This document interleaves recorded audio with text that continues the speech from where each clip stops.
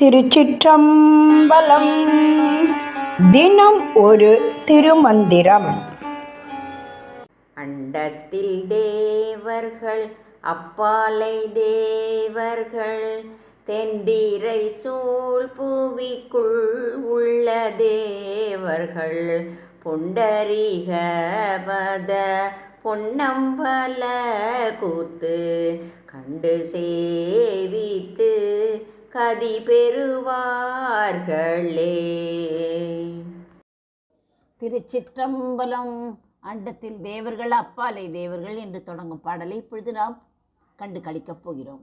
அண்டத்தில் உள்ள தேவர்கள், அண்டத்துக்கு வெளியே உள்ள தேவர்கள், அலைக்கடல் சூழ்ந்த உலகில் வாழும் தேவர்கள் என்ற அனைவரும் தம் தலையின் மேல் விளங்குகின்ற பொன் அம்பலத்தில் கூத்து நிகழ்த்துகின்ற ஈசனின் தாமரை பொற்பாதங்களை கண்டு வணங்கி நற்கதி அடைவார்கள் என்ற கருத்தை தெரிவிக்கிறது. அண்டத்தின் தேவர்கள் இந்த பிரபஞ்சத்தில், அண்டத்தில் என்றால் இந்த பிரபஞ்சம் வாழ்கின்ற தேவர்கள், அப்பாலை தேவர்கள் என்றால் இந்த அண்டங்களுக்கு அப்பால் உள்ள உயர்நிலைகளில் வாழும் தேவர்கள், தென்திசை சூழ்பூவிக்கு உள் உள்ள தேவர்கள் என்றால் தெளிந்த கடல் சூழ்ந்த இந்த நில உலகில், இந்த பூலோகத்தில் வாழ்கின்ற தேவர்கள் மற்றும் மனிதர்கள், புண்டரீகப்பத பொன்னம்பல கூத்து தாமரை போன்ற திருவடிகளை உடைய நடராஜ பெருமான் இருக்கிறாரே, அவருடைய பொன்னம்பலமான சிதம்பரத்தில் ஆடுகின்ற திருக்கூத்து கண்டு சேவித்து கதி பெறுவார்களே. அவர்களெல்லாம் என்ன ஆகின்றார்கள்? இந்த தெய்வீக நடனத்தை கண்டு வணங்கி பிறவி பிணியிலிருந்து விடுபட்டு நற்கதி அடைவார்கள். இதன் பின்னணி என்ன என்று நாம் பார்க்கலாம். தாரகாவனத்து ரிஷிகளுக்கு செருக்கு. முன்னொரு காலத்தில் தாரகாவனத்தில் வாழ்ந்த ரிஷிகள் கர்மங்களாலே, அதாவது யாகம் செய்வதால் எதையும் சாதிக்கலாம் என்று எண்ணினர். கடவுள் தேவையில்லை என்று ஆணவம் கொண்டிருந்தனர். அவர்களின் செருக்கை அடக்க சிவபெருமான் பிச்சாடனர் கோலத்திலும் மகாவிஷ்ணு மோகினி உருவத்திலும் அங்கு சென்றனர். யாகமும் தாக்குதலும் என்ன ஆயிற்று? ரிஷிகள் கோபமடைந்து சிவனை அழிக்க ஒரு பெரிய யாகம் வளர்த்தனர். அந்த யாகத்திலிருந்து ஒரு புலி, ஒரு பாம்பு மற்றும் முயலகன் என்ற அரக்கன் தோன்றினான்.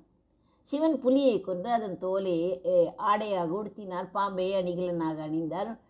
இந்த முயலகன் இருக்கின்றானே, அவனை தன் காலால் மிதித்து அடக்கினார். அவர்களின் ஆணவத்தை அடக்கிய பின் சிவபெருமான் என்ன செய்தார் தெரியுமா? அங்கே தனது ஆனந்த தாண்டவத்தை காட்டினார். இதை கண்ட திருமால் ஆதிசேஷனிடம் இதன் சிறப்பை கூற, ஆதிசேஷன் பதஞ்சலி முனிவராக தோன்றி வியாக்கிரபாத முனிவருடன் இணைந்து சிதம்பரத்தில் சிவபெருமானின் நடனத்தை காண தவம் இருந்தார்கள்.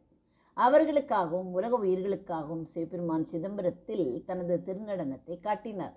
திருமூலர் இந்த பாடலில் சொல்வது போல, இந்த பூலோகத்தில் உள்ளவர்கள் மட்டுமின்றி மேலுலகங்களில் உள்ள தேவர்களும் மண்டர்களும் அப்பால் உள்ள சிதர்களும் கூட இந்த ஞானக்கூத்தை காண திரண்டு வந்து வணங்கி முக்தி அடைகிறார்கள் என்று கூறுகிறார். சுருக்கமாக சொன்னால், இறைவனின் ஆடல் என்பது வெறும் நடனம் அல்ல. அது படைத்தல், காத்தல், அழித்தல், மறைத்தல், அருளல் என்ற 5 தொழில்களையும் குறிக்கும் ஞான நடனம். இதை மனதால் நினைப்பவர்களுக்கும் காண்பவர்களுக்கும் பிறவி துன்பம் நீங்கி பேரின்பம் கிடைக்கும் என்பதே இந்த பாடலின் சாராம்சம் ஆகும். அண்டத்தில் தேவர்கள் அப்பாலே தேவர்கள், தென்திசை சூழ் பூமிக்குள் உள்ள தேவர்கள் புண்டரிக பத பொன்னம் பல கூத்து கண்டு சேவித்து கதி பெறுவார்களே. நன்றி, வணக்கம். உமா பாலசுப்ரமணியன்.